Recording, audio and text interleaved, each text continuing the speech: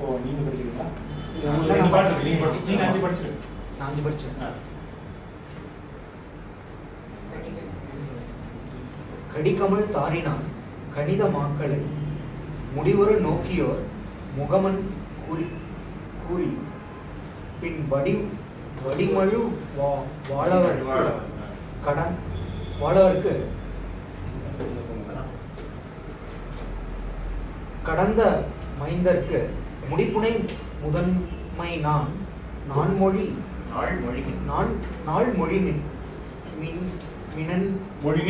மொழிமின் என்றான். பொருந்து நாள் நாளை உன் முதல்வர்க்கென்றாலும் திருந்தினார்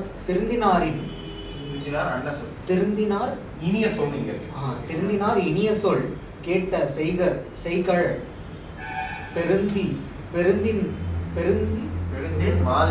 பெருந்தில் மால் யானையான் பிழைப்பில் செய்தவம் மருந்தனான் வருக என வசிட்டன் எய்தினான்.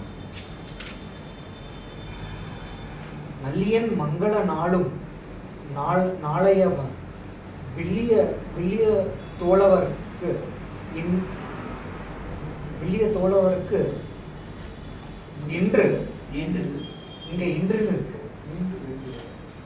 இன்று வேண்டுவ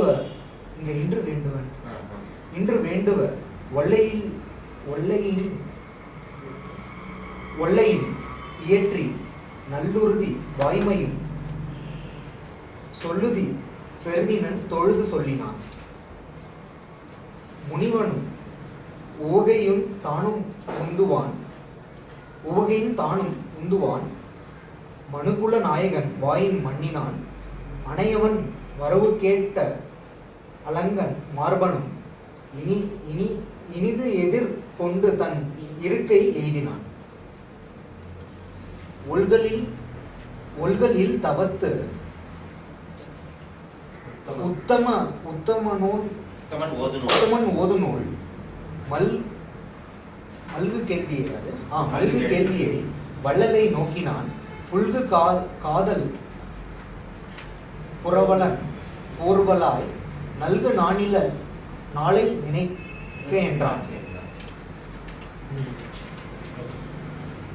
இப்போ தசரதன் ஜோதிடர்களுடைய அந்த மாளிகைக்கு போன அந்த காட்சி கண்டினியூ ஆகும். அந்த காட்சி அங்கே கட் பண்ணிட்டு தான் கௌசல்யோட அரண்மனைக்கு போனாங்க. தசரதன் அந்த மாளிகைக்கு கணிதர்களோட நுழைஞ்சான். அதுக்கப்புறம் நம்ம கோசலை பார்த்துட்டு இருக்கோம். இப்போ அந்த காட்சி தொடருது. கடிகமழ் தாரினான் கணித மாக்களை முடிவுற நோக்கி ஓர் முகமன் கூறி பின் வடிமழு வாழவர் கடந்த மைந்தற்கு முடிப்புனை முதன்மை நாள் மொழிமின் என்றார். கடிகமழ் தாரினான், அதாவது கடின வாசனை கமழ்கிற மாலையை கொண்ட தசரதன் கணித மாக்களை, இந்த ஜோதிடம் சொல்லக்கூடிய அந்த மக்கள்னா மனிதர்கள் இந்த இடத்துல ஜோதிடர்கள் கணித மக்கள்னு வரையலாம்.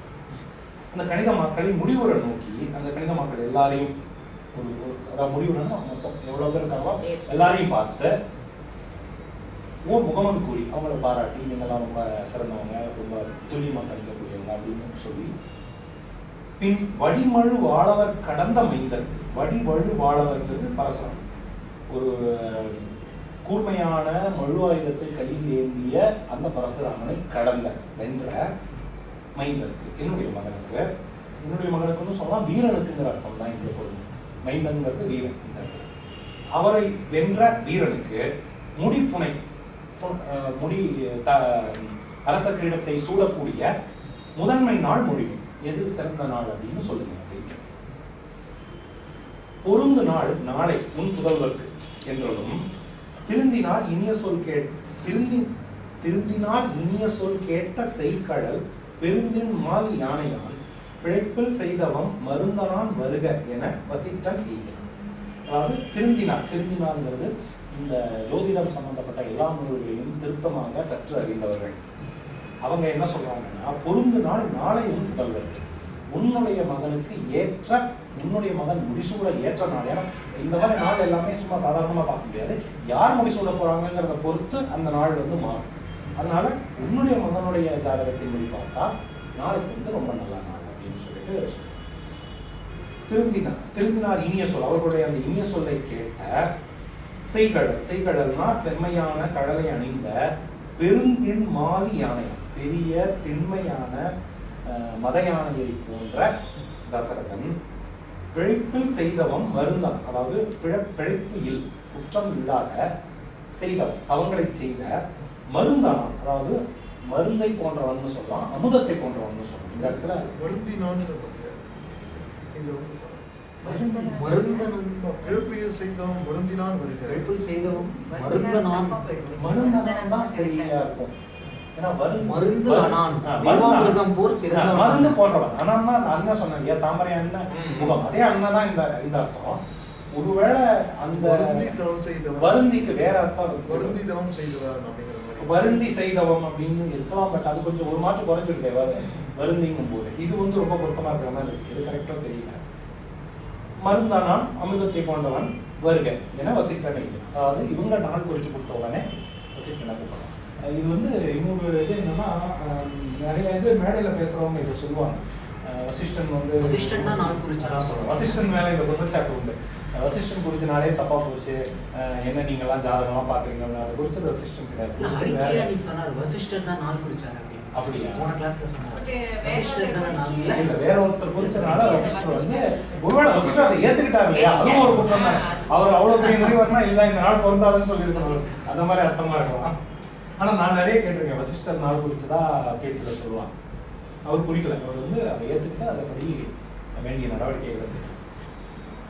நல்லியன் மங்கள நாள் நாளும் நாளை அவ்வில்லிய தோழவர்க்கு இன்று வேண்டுவ ஒல்லையின் இயற்றி நல் உறுதி வாய்மையும் சொல்லுதி பெரிதென தொழுது சொன்னான். அதாவது நல்லியல் மங்களம் நாளும் நாளை, அதாவது அந்த ராமன் அரசனாக ஆட்சி பொறுப்பை ஏற்பதற்கு நல்ல மங்களமான நாள் நாளைக்கு அப்படின்னு யாரோ சொல்லிட்டாங்க. அதை வந்து அனௌன்ஸ் பண்ணாங்க. நாளை ஆதலால் அவ்வில்லிய தோழவர்க்கு இன்று வேண்டுவ ஒல்லையின் இயற்றி நல்லுறுதி வாய்மையும் சொல்லுதி. நாளைக்கு பட்டம் சுட்ட போறோங்கிறதுனால அந்த ராமனுக்கு செய்ய வேண்டிய அந்த மதச்சடங்குகள், அந்த சார்ந்த அந்த சடங்குகளையும் செஞ்சுட்டு இன்னைக்கு அவனுக்கு சொல்லித்தர வேண்டிய வாய்மை உறுதியையும் நீ சொல்லி குலகுருவியாக. ஸோ புது ராஜாவுக்கு என்னென்னலாம் ஒரு இது கொடுக்கணுமோ, ஒரு இண்டக்ஷன் கோர்ஸ் மாதிரி ஒன்று பண்ணணும், அதை வந்து நீ இன்னைக்கே செஞ்சுடு, ஏன்னா உனக்கு டைம் இல்லை, ஒரு நாள் தான் இருக்கு அப்படிங்கிற மாதிரி அவன் சொன்னான்.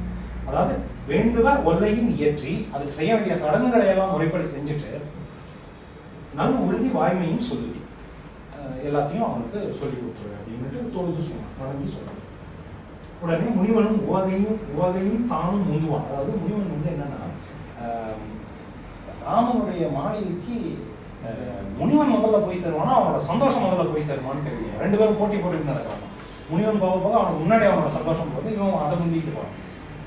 அப்படிப்பட்ட ஒரு உற்சாகமான ஒரு நடை. அப்படி போறா மனுகுல நாயகன் வாயில் மன்னினான். மனுகுலத்துக்கெல்லாம் நாயகனாகிய ராமனுடைய வாசலை போய் சேர்ந்தான். அனைவன் வரவு கேட்டு அலங்கன் மார்பனும் இப்படி இவர் வந்திருக்காரு, வசிஷ்டர் வந்திருக்காரு அப்படிங்கிற தகவலை கேட்டு மாலை அணிந்த அலங்கல் மாலை அணிந்த மார்பை கொண்ட ராமன் இனிது எதிர்கொண்டு தன் இருக்கை எழுதினான்.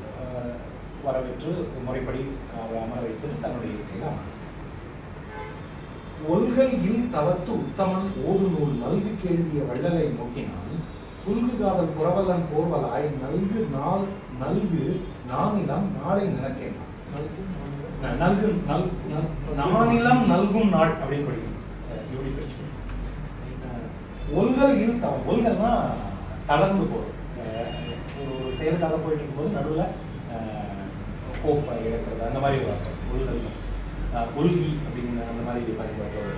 அந்த ஒல்கல் இல் தவம், அதாவது நீங்க வருந்திக்கு சொன்னீங்க இல்லையா, அந்த வருத்தம் அந்த இது இல்லை, முழுக்க அந்த தவத்துல ஆரம்பிச்சுட்டா முழுக்க முடிச்சுட்டா அதை வந்து இது பண்ணணும் அப்படிங்கிற அந்த ஒரு உறுதியோட செயல்படக்கூடிய தளர்ச்சி இல்லாத தவத்தை கொண்ட வசிஷ்டன்.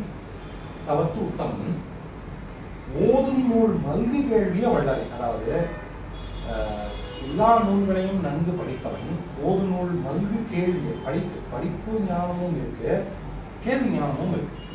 வெறுமனை புத்தக குழுவா இல்லாம உலகத்தை பற்றி எல்லாருக்கிட்டையும் கேட்டு தெரிஞ்சு வச்சுக்கிட்டு இருக்கிற வள்ளலை நோக்கி, அப்படிப்பட்ட அந்த ராமன் அப்படிங்கிற வள்ளலை நோக்கினான். நோக்கிட்டு என்ன சொல்றாங்கன்னா, புல்கு காதல் புறவலம் போர்வலாய், அப்ப அப்படி படிக்கக்கூடாது. போர்வலாய் போரில் வல்லவனே புல்கு காதல் புறவலன் நானிலம் நல்கு நாளை நினைக்கணும். அதாவது இந்த உன்னிடம் ரொம்ப அன்பை உடைய தசரதன் உனக்கு இந்த நானிலத்தை தரப்போகிற நாள் நாளை அப்படின்னு. என்று பின்னும் ராமனை நோக்கி நான் ஒன்று கூறுவதுண்டு உறுதி பொருள் நன்று கேட்டு கடைப்பிடி நன்கு என துன்று தாரவச் சொல்லுதல் மேகினான். கரியமாலினும் கண்ணுதலானினும் உரிய தாமரை மேல் உரைவானினும் விரியும் பூதமோர் ஐந்தினும் மெய்யினும் பெரிய ரந்தனர் வேணுதி உள்ளத்தால் அந்த நாளர் முனியவும் ஆங்கு அவர் சிந்தையாளருள் செய்யவும் தேவருள் நொந்துளாரையும் நொய்துய்ந்தாரையும் மைந்த என்ன வரம்புண்டாங்களோ அணையராதலின் ஐய இவ்வெய்ய தீவினையின் நீங்கிய மேலவர் தாளினை புனையும் சென்னியாய் புகழ்ந்து ஏத்துதி இனிய கூறி நின்று ஏறின செய்தியால் ஆவதற்கும் அழிவதற்கும் அவர் ஏவ நிற்கும் விதியும் என்றால் இனி ஆவதெப்பொருள் இம்மையும் அம்மையும் தேவரை பரவும் துணை சீர்த்தே. இது வந்து இப்போ 15 பாட்டு 7வது பாட்டுலேருந்து ஆரம்பிச்சு வசிஷ்டன் சொல்ற அறிவுரை. அதுக்கான ஒரு அறிமுக பகுதி இந்த பாட்டு. என்று பின்னும் ராமனை நோக்கி நான் ஒன்று கூறுவது ஒன்று உறுதிப்பொருள் நன்று கேட்டு கடைப்பிடி நன்கு ஏன்னா துன்புத்தாரவர் சொல்லுதல் வேண்டாம். துன்புத்தார் அப்படின்னா துன்பு நெருங்கிய மாலையை அணிந்த ராமன். துன்புத்தாரவன் அப்படின்னு அந்த சொல்லுதல் மெய்தான். அந்த ராமனை பார்த்து சொல்ல தொடங்கினார்.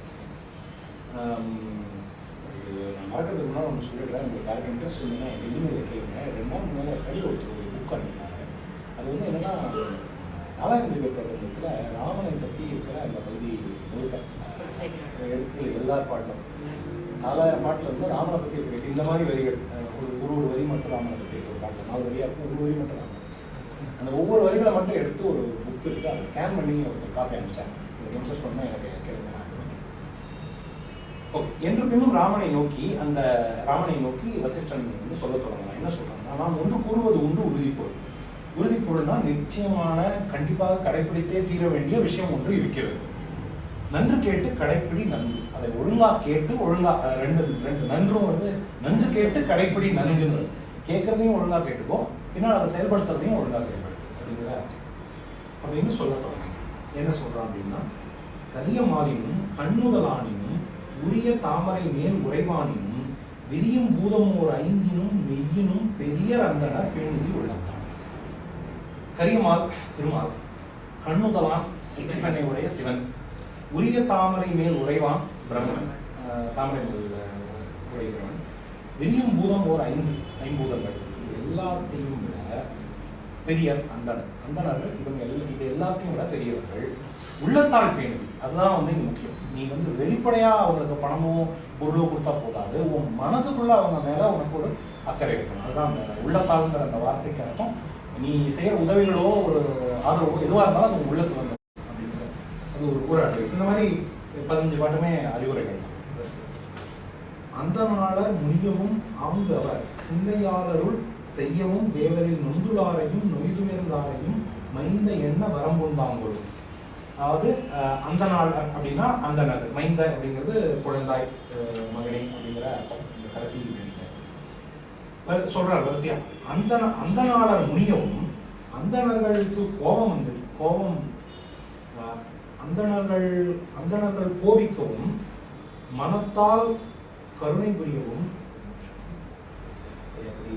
இல்ல, அதாவது முனிந்ததுனால தேவர்கள் நொந்திருக்கிறாங்க, அருள் செய்ததுனால நொய்து உயிர்ந்தாரை. அதாவது அந்த நாளர்கள் கோபப்பட்டதுனால அழிஞ்சவங்களையும் அவங்க மேல அவங்க அன்பு வச்சதுனால வாழ்ந்தவங்களையும் கணக்கிடவே முடியாது அப்படிங்கிற அர்த்தம். அந்த நாளர் முடியவும் ஆங்கவர் சிந்தையார் அருள் செய்யவும் தேவரின் நொந்துளாரையும் நொய்துயர்ந்தாரையும். இது இப்படி கூட்டிக்கணும். அந்த நாளர் முடியவும் நொந்துளார், அந்த நாளர் கோபப்பட்டதுனால நொந்தவங்க, ஆங்கு அவர் சிந்தையால் அருள் செய்யவும் நொய்து உயர்ந்தார். அவங்க சிந்தையால் அருள் செஞ்ச உடனே உயர்ந்து போனவங்க என்ன வரம்பு உண்டாங்க. அந்த ரெண்டையுமே கணக்கு போட முடியாது. தேவராகவே இருந்தாலும் அதே வானவர்களாகவே இருந்தாலும் அந்த நபர்கள் கோபிச்சா அழிஞ்சிடுவாங்க, அவங்க சந்தோஷப்பட்டா வாழ்வாங்க. முனிவர்கள் தவம் செய்கிற ஜாதி அர்த்தம் கிடையாது, ஜாதி அர்த்தம் முனிவர் தான். ஆனா அப்போ வந்து அந்த முனிவர்கள் எல்லாருமே வந்து அதுதானே நம்பிக்கை. அந்த முனிவர்கள் அந்த பரம்பரை தான் வந்து இன்னைக்கு இருக்கிற அந்தணர்கள் அப்படிங்கிறது தான் நம்பிக்கை. ஆனா பட் இன்னைக்கு இருக்கிற அர்த்தத்துல பார்க்க வேண்டியது, அன்னைக்கு ராமனுக்கு அவர் சொன்ன அறிவுரை என்னன்னா, உன்னுடைய நாட்டுல தவம் செய்யறவங்க அந்த நாடுனா அங்க வந்து டிஃபால்ட் தவம் செய்யறவங்க மட்டும்தான், அவங்க வேற எந்த வேலையும் செய்ய போறது கிடையாது இந்த படி முன்கர்மம். அதனால முனிவர்களை வந்து நல்லபடியா பார்த்துக்கோ அப்படிங்கிறது தான் இந்த அட்வைஸ். அணையர் ஆதலின் இணைய இவ்வெய்யத்தி வினையில் நீங்கிய மேலவர் தாள் இணை புனையும் சென்னியாய் புகழ்ந்து ஏத்துதி இனிய கூறி நின்றேன செய்தியார். அதை அணையர் ஆதலை அப்படி அந்தணர்களுக்கு அப்படி ஒரு குணம் இருக்கிறதுனால, உன்னை வாழ வைக்கிற அல்லது உன்னை அழிக்கிற ஒரு தகுதி இருக்கிறதுனால, வெய்ய தீவினையின் நீங்கிய மேலவர், அதாவது கொடிய பாவம் எதுவும் செய்யாத அதிலிருந்து நீங்கிய மேன்மையான இந்த அந்தணர்களுடைய தாளினை அவர்களுடைய திருவடிகளை புனையும் சென்னி, அதாவது சென்னிங்கிறது தலைமுறை, உன்னுடைய மொழி அவர்களுடைய பாவத்தில் இருக்கும், அவங்களை வணங்கி வாழ், புகழ்ந்து ஏற்றுதி அவர்களுடைய புகழ்ந்து கொண்டே இரு, அவர்கள் சொல்லுகிற நல்ல விஷயங்களை செய், இனிய கூடி நின்று ஏயின செய்கிறார், அவங்க சொல்லுகிற கட்டளைப்படி நீ நட. ஆவதற்கும் அழிவதற்கும் அவர் ஏவ நிற்கும் விதியும் என்றால் இனி ஆவது எப்பொருள் இம்மையும் அம்மையும் தேவரை பரவும் துணை சீர்த்தவை. அதாவது அந்தணர்கள் ஆவதற்கும் அழிவதற்கும், ஒருத்தர் வாழறதுக்கும் அவங்க தான் காரணம், ஒருத்தர் அழிவதற்கும் அவங்க தான் காரணம், அதை வந்து கட்டுப்படுத்தக்கூடிய அவங்க ஏவினா விதி வந்து ஒருத்தரை வாழ வைக்கும் இல்லை அழிச்சு, அவர் ஏவ நிற்கும் விதி, அது அவங்க ஒரு கட்டளை இட்டா விதி எது வேணா செஞ்சிடும், இந்த பக்கமும் செய்யும் அந்த பக்கமும் செய்யும் என்றால், அப்படின்னா அந்த அளவுக்கு அவங்களுக்கு ஒரு கட்டுப்பாடு, விதியின் மேலேயே அவங்க ஒரு கட்டுப்பாடை வச்சிருக்காங்கன்னா, இனி ஆவது எப்பொருள் இம்மையும் அம்மையும் தேவரை பரவும் துணை சீர்த்தது. அப்படிப்பட்ட குணத்தை கொண்ட அந்த அந்தணர்களை அவர்களுடைய நலமாக பழகி அந்த ஒரு சுமூகமான ஒரு இதை வச்சுக்கிற அதற்கு இணையான ஒரு நலம் கிடையாது. அது வந்து ஒரு அல்டிமேட் ஒரு கிங்குக்கு இருக்க வேண்டிய ஒரு குணம்.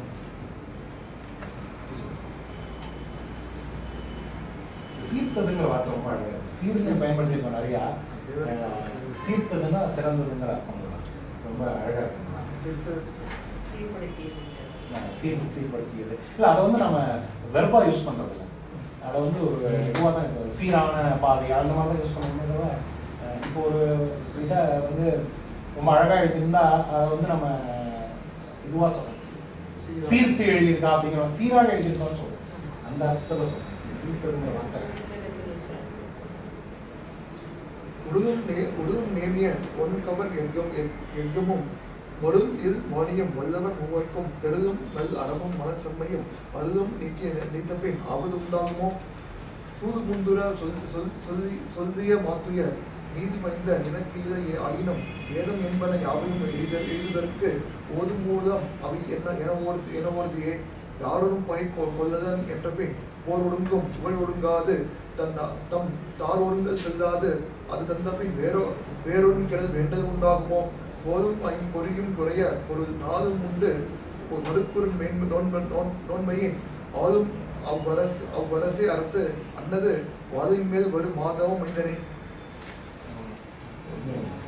உமைக்கு நாதற்கும் ஓங்கு உறுதிக்கும் இமைப்பு இது நாட்டம் ஓர் 8 உடையானுக்கும் சமைத்த தோல் தாங்கினர் ஆயினும் அமைச்சர் சொல்வழி ஆற்றுதே. உருளும் நேமி, மறுபடியும் நேமி வந்துட்டே இருக்கு, ஆணை சக்கரம், உருளுகின்ற சக்கரத்தையும் இது ஆணை சக்கரத்தை போடுறது, இது வந்து இது கடவுளை சொல்றாங்க, இது வந்து சக்கராயுதம், உருளும் நேமி சக்கராயுதம், உருளுகின்ற சக்கராயுதத்தையும் ஒன்கவர் எக்கமும், எஃகு வந்து எஃகு இது சொல்றோம் இல்லையா, ஸ்டீல் அதில் ஆன மழுங்கிற ஆயுதம். ஒன் கவர்ங்கிறத கவர் ஒள் அப்படின்னு பிரிக்கிறாங்க, அதாவது கவர்கின்ற உயிரை, எதிரியோட உயிரை கவர்கின்ற ஒளி வீசுகின்ற இயக்கம் மழு, அதாவது முதல்ல சக்கராயுதம், அடுத்து வந்து மழு ஆயுதம். மருளில் வாணியும், மயக்கம் இல்லாத, மருள் இல்லாத, மயக்கம் எந்த சந்தேகமோ குழப்பமோ எதுவும் இல்லாமல் ஒரு தெளிவான ஞானத்தோடைய இருக்கிற வாணி சரஸ்வதி. வல்லவர் மூவர்க்கும் இந்த மூன்றையும் படையா கொண்டு ஓ, இது ஒவ்வொன்றும் ஒவ்வொருத்தருக்கு இது போல இருக்கு. சக்கராயுதம் வந்து திருமாலுக்கு, மழு வந்து சிவனுக்கு, சரஸ்வதி வந்து பிரம்மன். பிரம்மனுக்கு எதுவும் ஆயுதம் இல்லைன்னு அவரோட வைஃப் ஆயுதம் சொல்லி அருளில் வாணி. இல்ல, அறிவுதான் ஆயுதம். அவருக்கு அறிவுதான் ஆயுதம், அந்த மாதிரி அர்த்தம். இந்த மூவரையும் மும்மூர்த்திகளுக்கும் தெருளும் நல் அறமும் மனச்செம்மையும் அருளும் நீத்தபின் ஆவது உண்டாகும். இந்த மும்மூர்த்திகளாகவே இருந்தா கூட அறச்சிந்தனையும் மனச்செம்மையும் அருள் கருணையும் இல்லைன்னா அவங்களுக்கு எந்த நன்மையாவது கிடைக்குமா? மும்மூர்த்தியாவே இருந்தா கூட இந்த மூணு குணமும் அருளும் செம்மையும் அறமும், இந்த மூணு குணமும் இல்லைன்னா மும்மூர்த்திகளுக்கே நல்லது நடக்காது. சூது முந்துர சொல்லிய மாத்துய நீதி மைந்த நினைக்கிறை ஆயினும் ஏதம் என்பன யாவையும் எய்துவதற்கு ஓது மூலம் அவையென ஓதி. அதாவது மகனே, சூது முந்துர சொல்லிய மாத்துய, சூதாட்டம் போன்ற ஒரு பெரிய துயரத்தை தரக்கூடிய இந்த கெட்ட பழக்கங்கள் எல்லாம் நீதி மைந்த நினைக்கு இல்லை. உனக்கு அந்த குணங்கள்லாம் இல்லை. இருந்தாலும் ஏதம் என்பன யாவையும் எய்துதற்கு ஓதும் மூலம் அவை என ஓதி. உனக்கு அந்த பழக்கம்லாம் இல்லை, இருந்தாலும் எல்லா கெட்ட குணங்களுக்கும் அதெல்லாம் ஆரம்பம் தெரிஞ்சுக்கும். ஏன்னா நாளைக்கு உனக்கு அந்த பழக்கம் வந்துடக்கூடாது அப்படிங்கிற அந்த அர்த்தத்துல உனக்கு இப்ப இல்லைன்னாலும் அதெல்லாம் தான் இதுக்கு சோர்ஸ். கெட்டது அழிவு ஆரம்பிக்கிறதுக்கான சோர்ஸ். ஸோ அதை வந்து கத்துக்காங்க அப்படிங்கிறதுக்கான ஒரு உனக்கு இப்ப இல்லை, இருந்தாலும் தெரிஞ்சு வச்சுக்கோங்க. யாரோடும் மணக்கோள், அது வேற நீங்க வேற பகைகொள். ஓகே, இங்க வந்து மணக்கோள்னு இருக்கு. ரெண்டும் அர்த்தம் ஒண்ணுதான். பகைகொள்ளல் மணக்கோள்னா மனத்தினால அவங்க மேல மாறுபாடு. யாரோடும் மணக்கோள் இலது என்ற பின் போரொழுது. யாரோடையும் உனக்கு வந்து ஒரு ஒரு விரோதம் இல்லைன்னா போர் குறையும். உன்னுடைய நாட்டுல போர் குறையும், புகழ் ஒடுங்க. போர் குறையிறதுனால உன்னுடைய புகழ் குறையில. சில பேர் என்ன நினைப்பாங்கன்னா, தொடர்ந்து போர் செஞ்சு மேல மேல நாடை செத்துக்கிட்டே தான் போகணும், அப்பதான் வந்து எனக்கு புகழ் அப்படின்னு நினைப்பாங்க. இவர் என்ன சொல்றாரு தெளிவா, போர் ஒடுங்கும் புகழ் ஒடுங்காது அப்படிங்கிறார். ரொம்ப தெளிவான வரை. ஸோ அதை வந்து ஒரு கைட்லைனா வச்சுக்காது. யாரோடையோ சண்டை போட்டு அவங்க நாட்டை பிடிச்சாதான் எனக்கு வந்து புகழ் அப்படின்னு நினைக்காத. உன்னுடைய புகழ் ஒடுங்க. யார் கூடயும் விரோதம் கொள்ளாம இருக்கிறதுனால உன்னுடைய போர் தான் ஒடுங்கும், புகழ் ஒடுங்காது. புகழ் ஒடுங்காது தன் தாரொடுங்கல் செய்யாதது. அதாவது உன்னுடைய படை, தார்னா படைன்னு வேற எங்கேயும் படிச்சிருக்கீங்க. மாலைதான் தார், அது தெரியும். தார்னா படை என்ன அர்த்தம் தெரியும். தார்தானே செல்வது தாங்கும் அப்படின்னு இதுல ஒரு திருக்குறள். அப்படி பார்த்தாலும் தானே தானே படை, தானே தான் படை. ஒருவேளை தார் வந்து ஒரு வகை படையாகும். ஒருவேளை மாலை அணிந்த வீரர்களோட படை, காலாட் படைக்கு அப்படி ஒரு பேர் இருக்கும். கொஞ்சம் செக் பண்ணா தெரியும். தார் ஒடுங்கல் செய்யாது, உன்னுடைய படையும் ஒடுங்காது. அதனால அது தக்க பின் வேரோடும் கெடல் வேண்டல் உண்டாமோ. அப்படி இருக்கும்போது பகைவர்களை வேரோட அழிக்கணும்னு நீ ஏன் நினைக்கிற? அதாவது நீ நினைக்க வேண்டியது, அதாவது உன்னுடைய விரோதிகளை வேரோட ஒழிச்சே தீரணும் அப்படின்னு நீ வந்து ஒரு இது வச்சுக்கிட்டு செயல்பட வேண்டியதில்லை. அவங்களுடைய நீ வந்து மாறுபாடு கொள்ளாமல் இருந்ததுனாலே உன்னுடைய புகழும் நிகழ்ச்சி இருக்கும், உன்னோட படையும் இருக்கும், உன்னோட நாடு வந்து சேஃபாக தான் இருக்கும். இது இந்த பாட்டு முழுக்கவே இந்த நாடு பிடிக்கும் வெறியில சிக்கிடாது. முந்தின பாட்டுல வந்து சூதாட்டம் போன்ற இதில் சிக்கிடாதுங்கிறாரு. அடுத்த பாட்டுல வந்து நாடு பிடிக்கிற இந்த மோகத்துல சிக்கிடாது அப்படின்னு சொல்லிட்டு சொல்லுவாங்க. ஏன் தசரதனோட நாட்டில் போரே இல்லைன்னு சொல்லுவாங்க. அந்த அதே ட்ரெடிஷனை நீயும் கண்டினியூ பண்ணு அப்படிங்கிற மாதிரி சொல்லுவாங்க. கோளும் ஐம்பொறியும் குறைய பொருள் நாளும் கொண்டு நடுவுறு நோன்மையின் ஆளும் அரசே அரசு அன்னது வாளின் மேல் வரு மமதவம் ஐந்தடி. வாளின் மேல் வரும் மாதவம் ஐந்தடி. அதாவது கோளும் ஐம்பொறியும், அதாவது கோளும்னா கொள்ளுகின்ற கோள், கடல் கோள் அப்படின்னு சொல்றாங்க. அந்த கோள் அதை வந்து அதோட வெர்பு கொள்ளுகின்ற ஐம்பொறி. கொள்ளுகின்ற ஐம்பொறின்னா நம்முடைய நல்ல விஷயங்கள் எல்லாம் அந்த ஐம்பொறிகள் தான் வந்து கெட்டதுக்கு ஒரு வாசலாக அமைஞ்சு நமக்கு கெட்டதை பார்க்குறோம், கெட்டதை பேசுகிறோம். அது மூலமாக நம்மளுடைய நலனை கொண்டு போயிடும். அந்த அப்படி கொள்ளக்கூடிய இந்த ஐம்பொறிகளும் குறைய இந்த ஐம்பொறிகளையும் அடக்கி தனியாக வச்சு நம்ம கட்டுப்பாட்டில் வச்சு பொருள் நாளும் கொண்டு நடுவுறு நோன்மையின் ஆளும் அரசு ஐம்பொறிகளையும் கட்டுப்பாட்டில் வச்சு தினந்தோறும் பொருள் ஈட்டி, அதாவது ஒரு வரி மூலமாவோ ஒரு விளைச்சல் மூலமாவோ அப்படி பல வழிகளில் உன்னுடைய செல்வத்தை தொடர்ந்து ஈட்டிக்கொண்டே இருந்து நடுவுறு நோன்மை நடுநிலைமை எப்பவும் நடுநிலைமை மாறாம ஆளுகின்ற அந்த அரசு தான் அரசு. அது சாதாரண விஷயம் இல்லை, வாளின் மேல் வரும் மாதம். இது நடுக்குறு மேன்மைனாக்க பிற மன்னர் நடுங்குவதற்கு காரணமான வலிமை. அது நடுக்குறுன்னு இருக்கு, இங்க நடுவுருன்னு இருக்கு, அதுதான் வித்தியாசம். நடுக்குறுன்னு எடுத்துக்கிட்டா அதான் கரெக்டான அர்த்தம். மற்றவங்க உன்னை பார்த்து நடுங்கிற மாதிரி ஒரு மேன்மை அப்படின்னு இருக்கும். இங்க நடுவுருன்னு இருக்கு. அப்ப இது ரெண்டு பாடமும் பொருந்தும். இல்லை, இந்த கடைசி வரி தான் ரொம்ப அழகா இருக்கு. வாளின் மேல் வரும் மாதம். இது இப்படி ஆட்சி செய்யறது சாதாரண விஷயம் இல்லை. ஒரு கத்திக்கு மேல நின்று தவம் செய்யற மாதிரி ஒரு விஷயம். கஷ்டம், ஈஸி கிடையாது. பட் அதுதான் அரசாங்கம், அப்படிதான் இருக்கும் அரசு. உமைக்கு நாதற்கும் ஓங்குபுல் ஊர்திக்கும் இமைப்பின் நாட்டமோர் எட்டுடையானுக்கும் சமைத்த தோல்வழி தாங்கினர் ஆயினும் அமைச்சர் சொல்வழி ஆற்றுதல் ஆற்றுதல். 15 வரைக்கும் படிச்சு அமைச்சர் அதிகாரத்துல இந்த அர்த்தம் இருக்கான்னு உமைக்கு நாதர்ங்கிறது சிவன்.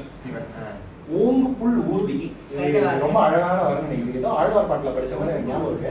ஓங்கு புல் ஊர்தின்னு ஓங்கிய புல் கருட வாகனத்தில் செல்கிற ஊர்தி. ஊர்தினா ஊர்கிறான்ங்கிற அர்த்தம். நாம சாதாரணமா ஊர்தி வண்டிக்கு பயன்படுத்துறோம். ஆனா ஊர்திங்கிற வார்த்தை வண்டியில உட்காந்து போறவருக்கு கூட பயன்படுத்தும். சோ ஓங்குப்புள் ஊர்திக்கும் திருமாலுக்கும் இமைப்பின் நாட்டமோர் 8 உடையானுக்கும் 4 கண் 4 முகம் இருக்கிறதுனால பிரம்மனுக்கு 8 கண்ணு. இமைப்பு இல் நாட்டம், இமைக்காத கண்கள் 8 உடைய பிரம்மனுக்கும் சமைத்த தோள்கள் இந்த எல்லாருக்கும் உள்ள அந்த வலிமையை தாங்கின ராயினும். அப்படிப்பட்ட வலிமை ஒருத்தருக்கு இருந்தா கூட அமைச்சர் சொல்வழி ஆற்றுதல் ஆற்றல். எப்படிப்பட்ட வலிமை உனக்கு இருந்தாலும் கீழே இருக்கிற அமைச்சர்கள் என்ன சொல்றாங்களோ அதை கேட்டு அதன்படி உன்னுடைய கடமையை ஆற்றணும். நீ எவ்வளவு பலசாலியா இருந்தாலும் சரி, அவங்க சொல்றது கேட்டுனாங்க.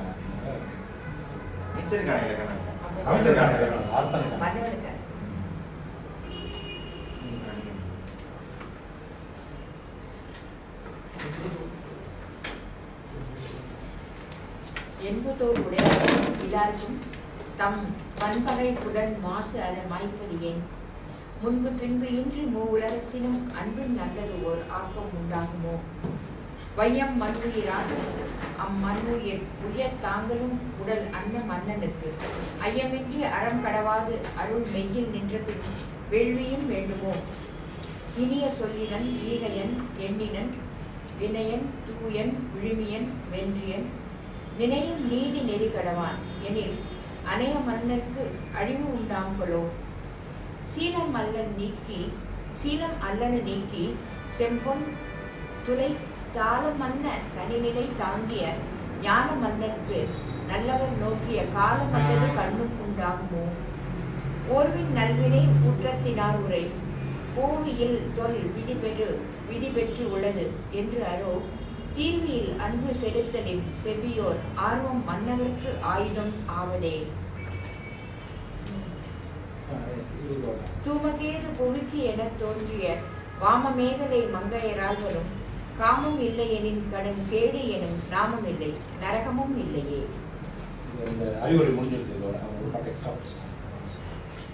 என்பதோல் உடையாருக்கும் இதார்க்கும் தம் வன்பகை புலன் மாசு அற மைப்பதியில் முன்பு நின்று உயர் 3 உலகத்தினும் அன்பின் அல்லதோர் ஆக்கம் உண்டாகும்.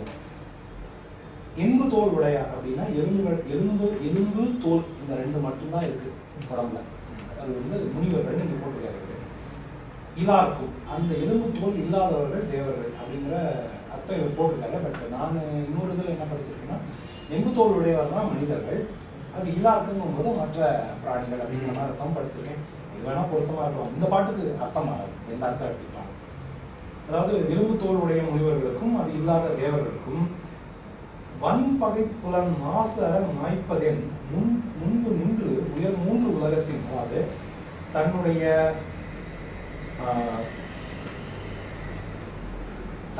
தன் வன்பகை புலன், தன்னுடைய வலிய சத்துரு, வலிய எதிரியாகிய இந்திரியங்களை குற்றமில்லாமல் மாய்ப்பது என்ன பலன் தரும்? எனக்கு சரியா கனெக்ஷன் புரியல. முதல் அர்த்தம் புரியுது. முதல் 3 வரைக்கும் என்ன அர்த்தம்னா, நீ புலன்களை எல்லாம் அடக்கி பெரிய பிரயோஜனம் கிடையாது. அன்புதான் உண்மையான செல்வம் அப்படின்னு கடைசி வரியில வருது. இந்த அன்புதான் உண்மையான செல்வத்துக்கும் அந்த புலன்களை அடக்கிறதுக்கு என்ன ஒரு கனெக்ஷன்? 3 உலகங்களிலும் அன்பை விட உயர்ந்த செல்வம் கிடையாது அப்படிங்கிற அது புரியுது. அதோட ஒப்பிடும்போது இந்த ஓமை அவ்வளவு பொருத்தமா இருக்கிற மாதிரி தெரியல. பட் அர்த்தம் இதுதான். எல்லாருக்கும் புலன்களை அடக்கிறதை விட மொத்தவங்க மேல அன்பு செலுத்துறது தான் உயர்ந்த செல்வம்.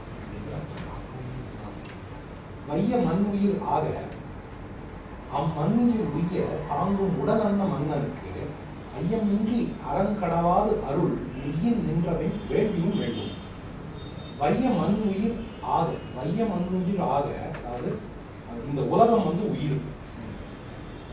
அந்த மண் உயிர் உய்ய தாங்கும் உடல் மன்னன். அந்த உலகம் உயிராகவும் அந்த உயிரை தாங்கி நிற்கின்ற உடலாக அந்த அரசன் அப்படி இருக்கான். தர்மம் ஐயமின்றி அறங்கடவாது அருள் மெய்யின் நின்றவை, அதாவது எந்த சந்தேகமும் இல்லாதபடி தர்மத்தை தவறாமல் பின்பற்றினால் வேள்வியும் வேண்டும். நீ எந்த வேள்வியும் செய்ய அறப்படி நடக்கிறது தான் உங்களுடைய வேள்வி. இனிய சொல்லினன் ஈகையன் எண்ணினன் வினயன் தூயன் விழுமியன் வென்றியன் நினையும் நீதி நெறிகடவான் எனில் அணைய மன்னருக்கு அழிவும் உண்டாகும். இது கூட மன்னருடைய இலக்கணங்கள் சொல்லலாம். இந்த இலக்கணங்கள்லாம் இருந்தா அந்த அரசனுக்கு அழிவே கிடையாது. இது இனிய சொல்லுங்கிறதுலாம் இன்சொலால் ஈர்த்தளிக்கவில்லை இருக்கு. இன்சொலால் தான் கண்டனைத்து எண்ணி துணிகள் கருமமும் போட்டிருக்காங்க. எண்ணினான்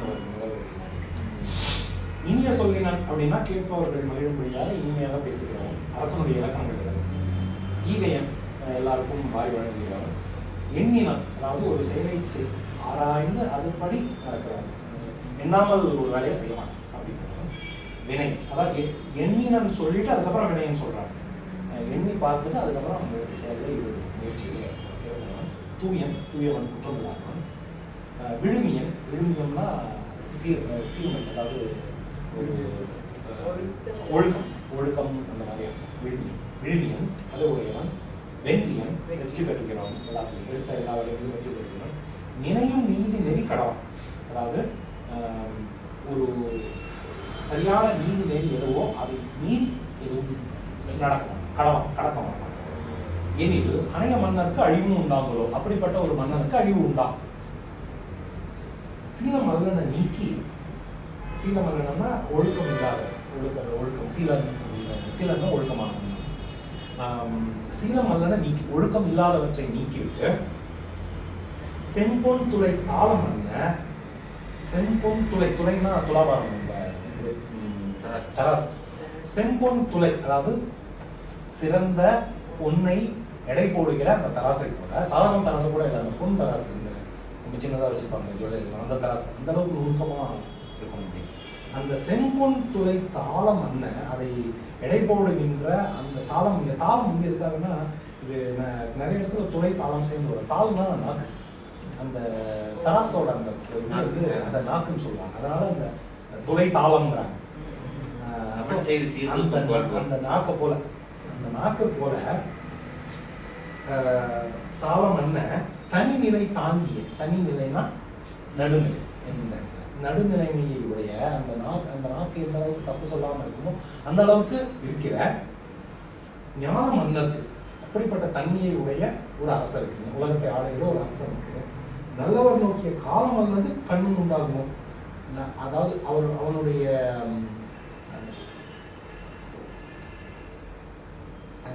உலக அரசனுக்கு நல்லவர் நோக்கம் பெற்ற பொழுது அழியாமல் வேறு கண்ணு உண்டாகும்.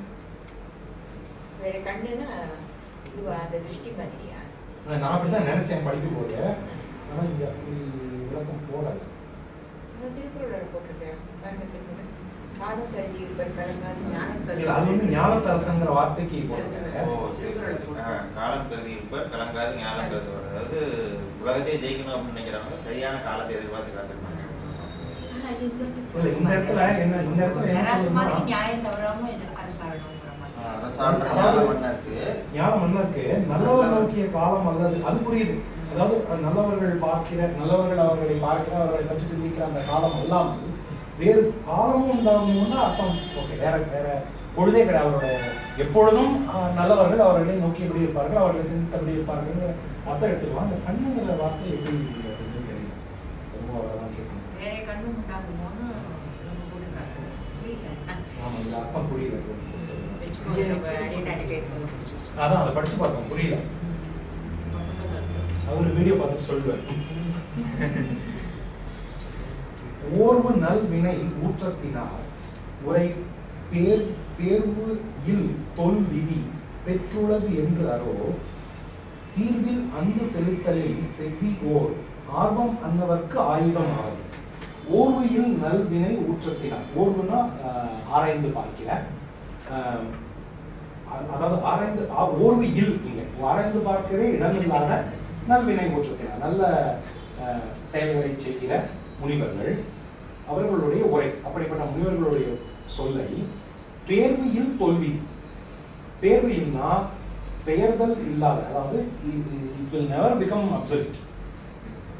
தேர்வில் நல்வி. சில விதிகள்லாம் ஒரு கட்டம் வரைக்கும் இருக்கும், அதுக்கப்புறம் வந்து அது நாட் அப்ளிகபிள். அந்த மாதிரி இல்லாமல் என்னைக்கும் இருக்கக்கூடிய ஒரு தொல் விதி, ஒரு பழமையான விதி. அது பழமையான விதி, ஆனால் அது என்னைக்கும் போகப்படுது. அப்படிப்பட்ட ஒரு விதியாக கருதி என்று பெற்றுள்ளது என்று அரோ தீர்வில் அன்பு செலுத்தலில் அப்படி நினைத்து அவர்கள் மீது அன்பு செலுத்துகிற அந்த மன்னவருக்கு ஆர்வம், மன்னவருக்கு ஆயுதம் ஆகுது. ஆர்வம்னா அன்பு. நிறைய பக்தி பாடல்கள் ஆர்வம் அன்புங்கிறாங்க. அப்படிப்பட்ட அவங்களுடைய அன்பு, அவங்க செலுத்துற அன்பு தான் இந்த மன்னனுக்கு ஆயுதம்.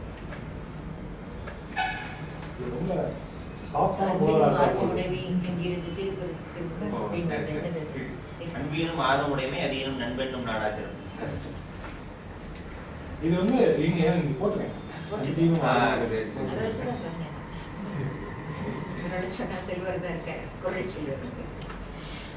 இவரு ரொம்ப சாஃப்டான முடிவா இருப்பாரு. ரொம்ப டோன் டவுன் பண்றாரு. அவர் இதெல்லாம் பிடிக்காம அவர் காட்டுக்கு போயிட்டார். தூமகேது புவிக்கென தோன்றிய வாம மேகலை மங்கையரால் வரும் காமம் இல்லை எனில் கடும் கேடு எனும் நாமம் இல்லை நரகமும் இல்லை. இது வந்து ஒழுக்கம், பெண்கள் விஷயத்துல ஒழுக்கத்தை பற்றி சொல்றாங்க. அதாவது இந்த புவிக்கு தோன்றிய வால் நட்சத்திரம், அதாவது வால் நட்சத்திரம் தோன்றினால் பூமிக்கு ஏதாவது கெடுதல் நடக்கும் அப்படிங்கிற ஒரு நம்பிக்கை. அப்படி பூமிக்கு தோன்றிய வால் நட்சத்திரத்தை போல தூமகேதுங்கிறது வால் நட்சத்திரத்தோட சமஸ்கிருதம். அது தோன்றக்கூடாதுன்னு சொல்லுவாங்க. அது தோன்றக்கூடாதுன்னு சொல்லுவாங்க. அரசாட்சி இங்க வந்து வாம மேகலை மங்கையர்னா அழகிய மேகலை அணிந்த மகளிர்னா எல்லா மகளிரும் கிடையாது.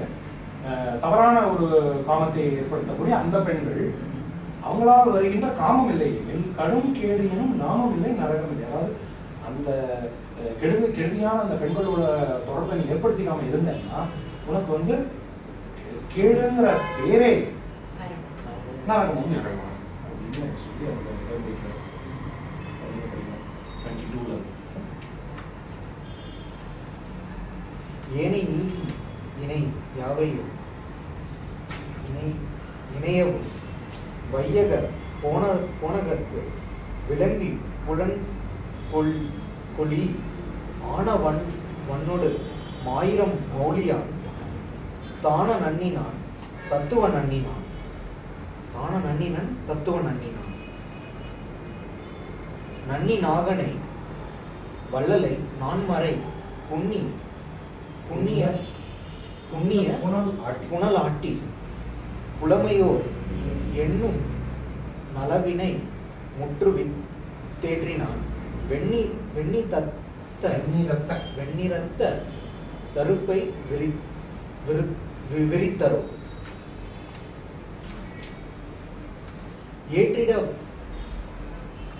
ஏற்றிட ஆண் தகை ஏற்றிட ஆண் தகை இனிது இருந்துழி நாட்டுட நூற்றட மார்பனும் நொய்தின் எய்த போய் ஆற்றல் சால அரசனுக்கு அறிவித்தானவன் சாற்றுக நகரணி சமைக்க வென்றனன் ஏவின வள்ளுவர்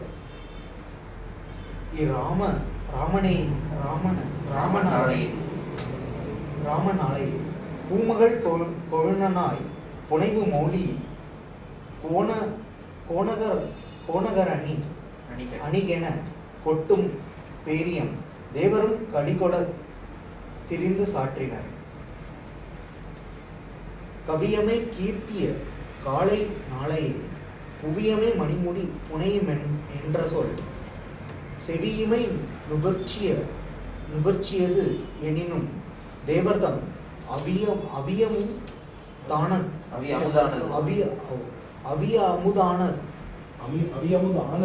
அவியமுதானது அந்நகருளாக்கலாம்.